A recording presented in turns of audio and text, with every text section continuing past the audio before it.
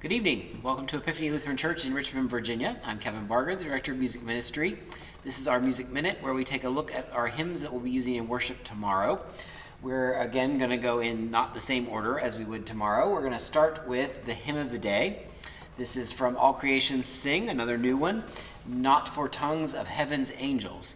And this is based on the familiar chapter of love, which you may fill in there, 1 Corinthians 13. And the text comes from the Church of England's bishop, Timothy Dudley Smith. And as you know, for the Apostle Paul, this is not romantic love, but this is the selfless love expressed in community and manifested in Christ-oriented people. So it's love for God, love for church, love for family, love for neighbor, love for the earth and all the creation. And this is the love that we sing and pray will be ours, both now and in the fullness of time when love remains as the unending sign of eternity. So we are going to do this. It's a tune not overly familiar to Epiphany folks, perhaps, so hopefully you'll be able to pick it out of here pretty easily. This is Not for Tongues of Heaven's Angels.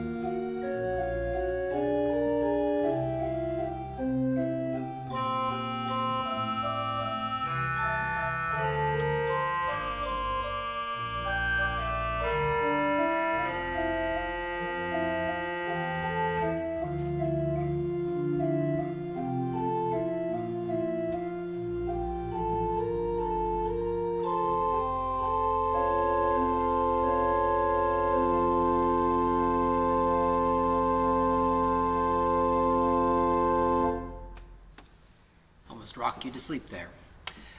Now we're going to go to the sending hymn, Jesus Shall Reign, one we probably mostly know. Another hymn text written by Isaac Watts, and it's a paraphrase of the second part of Psalm 72. One of the first English missionary hymns, or maybe it was actually the first English missionary hymn, we're not quite sure. The tune name is Duke Street that we use today, but that wasn't the original name. Its original tune was called Addison's 19th Psalm. And this is attributed to composer John Hatton, who actually lived on Duke Street in St. Helens in the township of Windle. So this is Jesus Shall Reign. We're going to switch over to the piano for this one.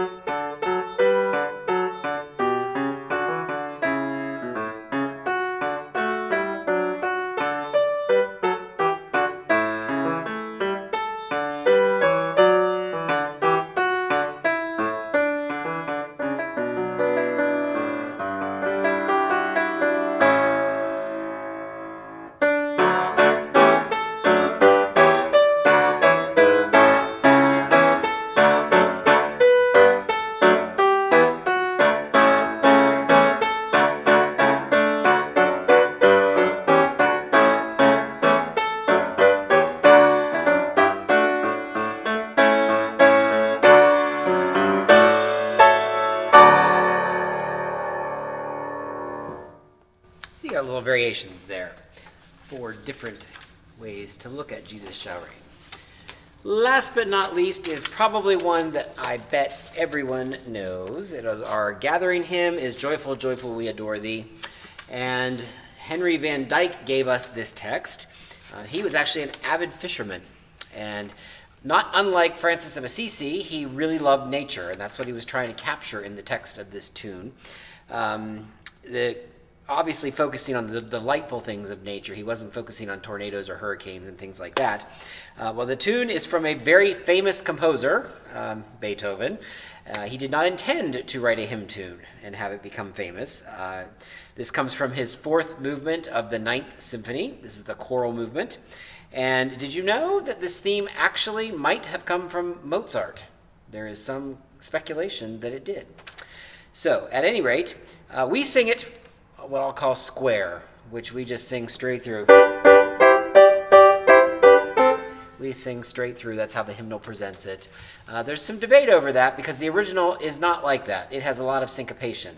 And so this version on piano tonight will give you all of the syncopation you'll want, and you'll be glad to sing it straight tomorrow probably. So, Joyful, Joyful, We Adore Thee.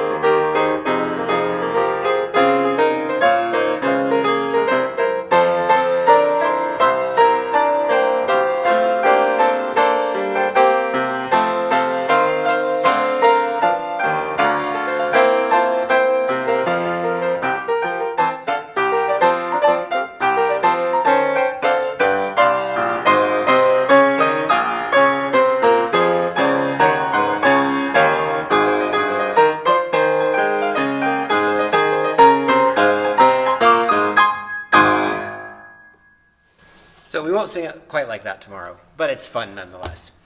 So thanks for joining us tonight and learning a little bit more about our hymns. It's good to be back in Richmond this week.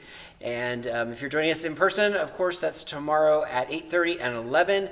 We also have a spoken service tomorrow at 10. That will be in the sanctuary as well. There will be no singing of hymns, and there's no coming forward for communion. There will be instrumental music provided for that short service at 10 o'clock. And if you're joining online at 11 o'clock, that's on our YouTube channel as always. Thanks again for joining us. Have a great evening.